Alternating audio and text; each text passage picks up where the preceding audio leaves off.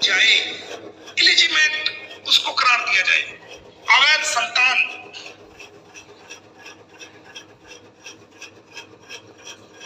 पहली बात तो ये प्लांटेड है, इसकी इंक्वायरी कराएंगे, इसके डीएनए को कराएंगे, तमाम चीजें सामने लेके आएंगे। और अगर किसी वजह से ये इसमें 1% या -1% भी सच्चाई पाई जाती है तो वो कानून की नजरों में बच्चा इलिजिमेट होगा। इलिजिमेट कहते हैं कि अवैध संतान, दोनों की अवैध कंपनी में रहने की वजह से जो अवैध संतान पैदा हुई वो अवैध संतान होगा वो बच्चा। और उस बच्चे के भविष्य को भी इन्होंने डिस्ट्रॉय कर दिया है।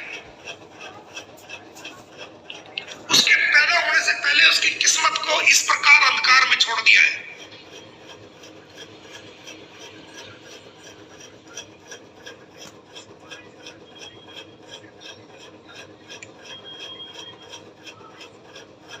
ये बच्चा इनके आसपास जो हमने पता लगाया है, इनकी फैमिली के इर्द गिर्द परिवार के किसी सदस्य के यहाँ आसपास कहीं पर पैदा हुआ है जिसको कि प्लांट किया गया है। ऐसा हमने अपनी जानकारी जो जुटाई है उसमें जो हमें पुख्ता पता चला है वो हम आपको बता रहे हैं।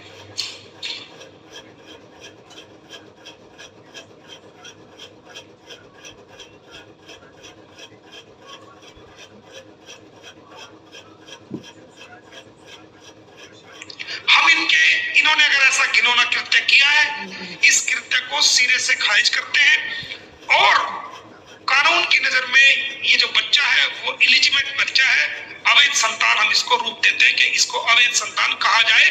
और ऐसे हमने कोर्ट में जो केस डाला हुआ है, जो फैमिली कोर्ट के अंदर गौतम बुद्ध नगर में केस है, उसके अंदर हमने ये बात उसके अंदर रखी है, हमने डिमांड की है उसके अंदर।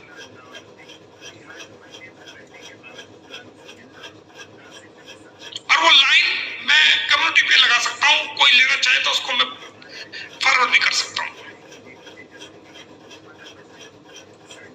तो उनकी इन कार्रवाई से किसी भी को उदास होने की जरूरत नहीं, हताश होने की जरूरत नहीं, घबराने की जरूरत नहीं, निराशा होने की जरूरत नहीं। ये सारा किया हुआ एक प्लांटेड वर्क है।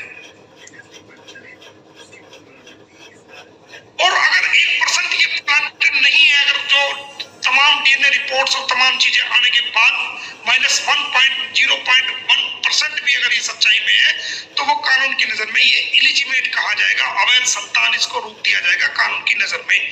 क्योंकि वैलिड जो है वो शादी हुई ही नहीं, तलाक हुआ नहीं, तो शादी वैलिड कहां से होगी। और गुलाम हैदर की और हमारी और जो ऑलरेडी टाक हुई थी वो ये हुई थी कि हमें सीमा हैदर को चाहिए ही नहीं, हम तो चाहते हैं कि सीमा हैदर को हो जेल और हमारे बच्चे हमें मिले। तो अब हमारी तरफ से या गुलाम हैदर की तरफ से या लीगल टीम की तरफ से ये कुछ भी करो, कुछ भी जाओ, हमें उस बात से किसी पर एक बच्चा पैदा करो, 10 पैदा करो या ना पैदा करो या प्लांटेड करो, हमें उस चीज से कोई लेना देना है ही नहीं। हमारा एक ही मकसद है कि इसको जेल कराएंगे और इसको भारत की नागरिकता, ये मेरा मकसद है। गुलाम हैदर का मकसद इसको लेना भी नहीं है, वो रखना भी नहीं चाहता ऐसी औरत को। वो तो सिर्फ अपने बच्चों को चाहता है। उसके बच्चों की लड़ाई हमने चारों तरफ से की हुई है। और कल जो हम आपको ऑर्डर कम्युनिटी पे पोस्ट पे लगा देंगे, ये जिसको चाहिए उसको दे देंगे। हमने डॉक्टर को उसको बुला लिया जिस हॉस्पिटल में ये पैदा हुई है, सारे ओरिजिनल रिकॉर्ड के साथ। हमने नेत्रपाल को कॉल करा है कोर्ट के अंदर, हमने उनकी वाइफ जो रीटा है या क्या नाम उनको करा है, एक अंजलि नाम की लड़की उनके घर की बहू है, उसको हमने कॉल करा है। तो ये तमाम कोर्ट में पेश होंगे और इनसे हम तमाम जो है पूछताछ करेंगे इस सारे मैटर के बारे में। हमने डॉक्टर को भी आज बुला लिया, आज हमने सुबह से कार्रवाई की है बढ़िया वाली। और अगले हफ्ते तक जो ये बच्चे हैं, अब हमने फैसला किया कि ये बच्चे अब हम इनके पास नहीं रहने देंगे। हम तो सोच रहे थे कि जब तक गुलाम हैदर आ जाए तो एक ये माँ के पास रह ले, चलो कोई बात नहीं, आने के बाद, क्योंकि फिर जीवन में शायद उसको इन बच्चों से मिलना हो या उनको ना हो, कितना समय लगे, क्या हो, तो जब तक वो उनके साथ रह ले कोई दिक्कत नहीं। लेकिन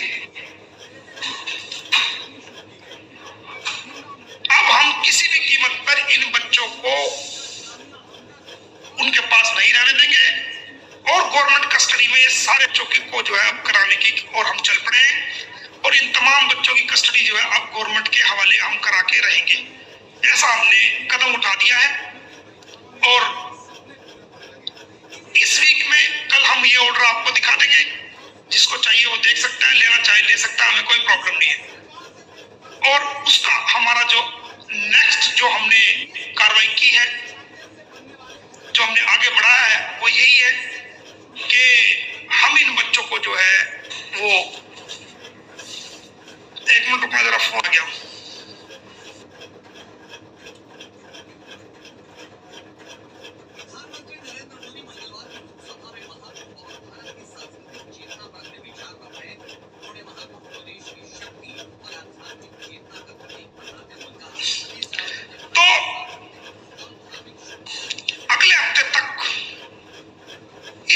सारी कार्रवाई ये है कि हमने नेत्रपाल, अंजलि, उसकी रीटा, उनको सबको बुलाया है ताकि उनसे तमाम पूछताछ बच्चों के बारे में की जाए और वो कोर्ट के अंदर हमारा एक सबूत बने, इन पे कार्रवाई भी हो। और अगले हफ्ते हम इन बच्चों को गवर्नमेंट कस्टडी में लेने की तरफ हम चल पड़े हैं और अब हम और वेट नहीं करेंगे और ना ही सीमा हैदर के पास इन बच्चों को रहने देंगे। गवर्नमेंट कस्टडी के अंदर हम जो है अब इन बच्चों को रखवाएंगे, ये हमने फैसला लिया है और ऐसा उम्मीद करते हैं कि हम इसमें कामयाब होंगे। आपकी दुआएं रंग लाएंगी और गुलाम हैदर जो सब्र है, जो वो एक परेशान है, जो उसको चोट पे चोट दी जा रही है, जो हमें नीचे, सबको नीचे दिखाने की कोशिश की जा रही है, उसको जो है वो जरूर इसका जो हम मुंह तोड़ जवाब देंगे।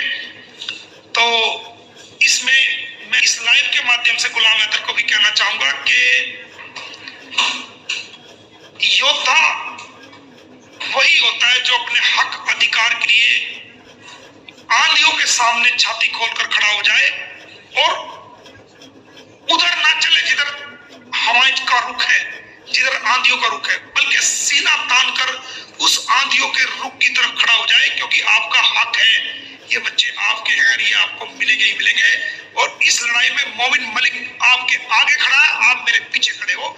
इस लड़ाई के अंदर कितनी भी परेशानियों का, कितनी भी मुसीबतों का, कितनी भी स्ट्रगल का सामना करना पड़े, हमने अब तक भी किया, अब भी कर रहे हैं और आगे भी करेंगे।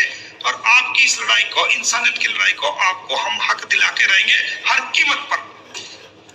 अब रही आपके विजय की बात, तो हमने आपके ऑर्डर आज चेक करवाए हैं। हमने दिल्ली हाई कमीशन, दिल्ली जो हमारा विदेश मंत्रालय, वहां पर ऑर्डर भिजवा दिए हैं, अलग अलग माध्यम से भिजवाए हैं और वो हाई कमीशन ऑफ इस्लामाबाद उनके माध्यम से वहां पर पहुंचेंगे।